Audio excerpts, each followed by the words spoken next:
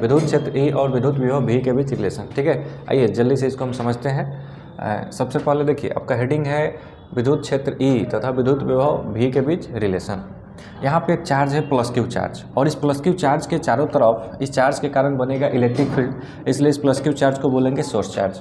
इस plus Q charge से यहाँ पे कुछ दूरी पे एक पॉइंट B है जिस पे प्लस क्यू नॉट चार्ज रखे हैं, टेस्ट चार्ज रखे हैं। ठीक है, अब इस प्लस चार्ज के कारण इस प्लस क्यू नॉट चार्ज पे रिपल्सन फोर्स लगेगा, क्योंकि दोनों प्लस प्लस है, लाइक चार्ज है, तो यहाँ रिपल्सन फोर्स लगेगा, प्रतिकर्षण बल। और ये जो चार्ज है प्लस क्यू, इस प्लस क्यू नॉट को राइट साइड में फोर्स लगाएगा, राइट साइड में इस पर फोर्स लगेगा। ठीक है, इस प्लस के कारण इलेक्ट्रिक फील्ड बन रहा है, तो प्लस चार्ज से इलेक्ट्रिक फील्ड निकलता है, इधर ही डायरेक्शन है। अब हम चाहते हैं कि ये जो प्लस क्यू नॉट चार्ज है, टेस्ट चार्ज, इसको हम B से A तक विस्थापित करें, कितना से, DR से। तो ये बल के विरुद्ध आपको काम करना होगा, फोर्स के अगेंस्ट भी आपको वर्क करना होगा B से A तक लाने में। तो इस बात को हम लिख देते हैं, आवेश प्लस क्यू नॉट को प्रतिकर्षण बल के विरुद्ध बिंदु B से A तक DR से विस्थापित करने में किया गया कार्य होगा। क्योंकि यहाँ डिस्प्लेसमेंट स्मॉल है, DR है डिस्प्लेसमेंट, तो वर्क भी स्मॉल होगा, DW हो जाएगा, स्मॉल वर्क हो जाएगा, तो DW इक्वल टू हो जाएगा F डॉट DR, यानी वर्क इक्वल टू होता है F dot S, work equal to होता है W इक्वल टू होता है F dot S, force into displacement.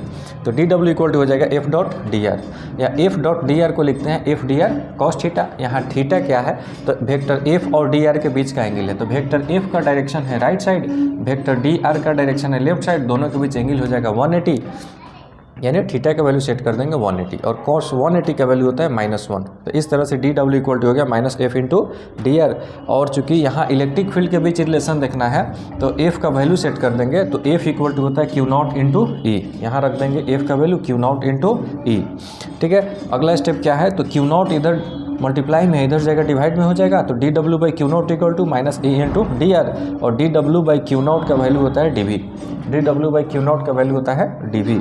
और इस तरह से हम इलेक्ट्रिक फील्ड का वैल्यू निकाल लेंगे, तो E इक्वल टू हो जाएगा माइनस में DV बाई DR, इसको इधर भेज देंगे, तो E इक्वल टू हो जाएगा माइनस में DV बाई DR। ठीक है, और ये जो टर्म है ना आपका DV बाई DR, इसको बोलते हैं विभव प्रवणता। यहाँ जो टर्म आपको दिख रहा है DV बाई DR, इसको बोलते हैं विभव प्रवणता, पोटेंशियल ग्रेडियंट।